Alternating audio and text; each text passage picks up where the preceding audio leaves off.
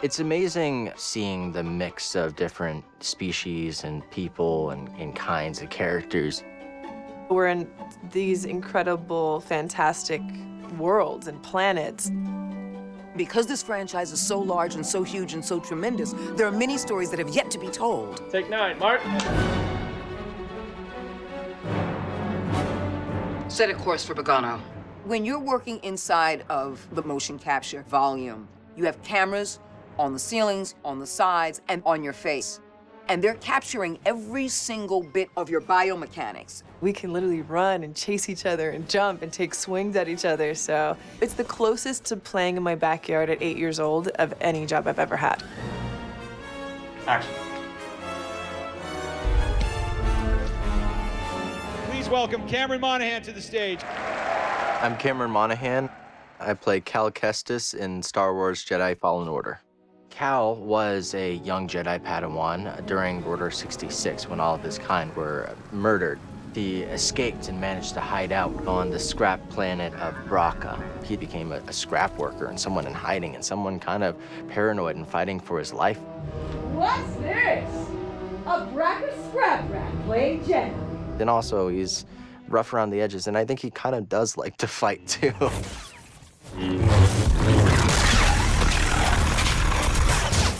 I'm gonna need to get through here.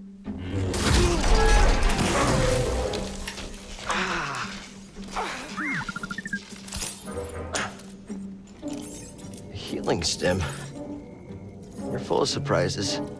BD-1, our buddy droid, is a wonderful addition to the droid family. He was sort of designed as like an adventure companion. By having me operating this little guy as a placeholder for the animators, it's also nice for the other actors to have something to play opposite, and so that's kind of fun because then I can inject a little personality I feel that BD-1 has. The two of them have a really wonderful relationship. In many ways, I think Cal's kind of best friend across the story. Real moves on you.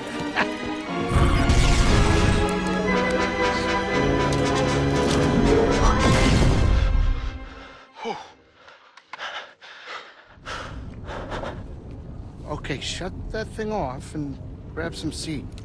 Seer and Grease enter into Cal's life explosively, and I think that Cal is of two minds about it. You've been surviving on your own for so long that it's impossible to trust anyone. And it's what's kept you alive. I think that ultimately he has to do this mission because this is what he was made for. He's a Jedi trying to restore balance. Before we do anything, I need to know something. How come you're no longer a Jedi? Seer Junda completely cut the Force out of use in her life. I had an experience that changed my perspective. And she decided that she would not use the Force because using it might pose a threat to not only her, but to others, which it already did to a certain extent. Yeah, the Mantis is my ship, but you better pay attention to this lady here. Grease Dritus is not, let's say, the most affable Latiron. He's had some hardship in life. He doesn't trust people too much. What is that? Get off my sofa! Get!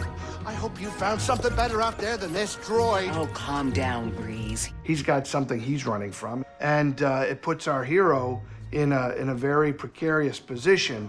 Let's see what he's got. Damn it, Grease. But, by the way, a nice guy. Heart of gold. This place seems abandoned, but... You trespass, Jedi. Hi, my name's Tina Ivlev. I play Marin in Star Wars Jedi Fallen Order.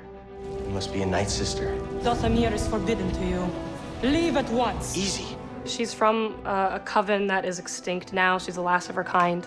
She can raise the dead pretty much whenever she wants. Cal and Marin come from a similar background of loss they both experienced watching those that they care about die. She's spent her entire life growing up believing that the Jedi are responsible for killing her sisters. They will have their revenge. Marin has a wall up in a similar way that Cal does at the start of the story. It takes him proving himself over and over and over and over again for her to realize, like, okay, maybe this guy is telling the truth. That was really fun for me to play because Marin is socially, like, she doesn't understand, like, what a normal relationship between people looks like. Sorry. Who was that back there? Imperial Inquisitor.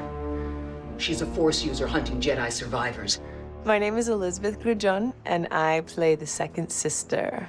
She was training to be a Jedi, and her master ended up betraying her not only by leaving her behind, but then also by giving up her location to the Empire.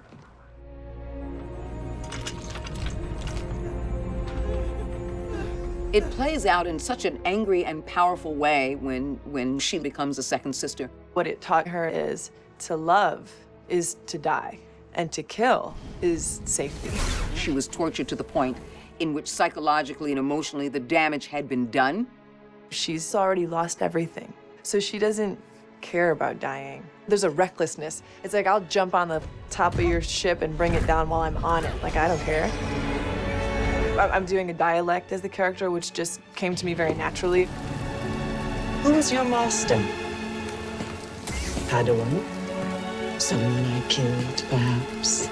She really enjoys hurting and wounding, so I wanted to hear that pleasure in her voice.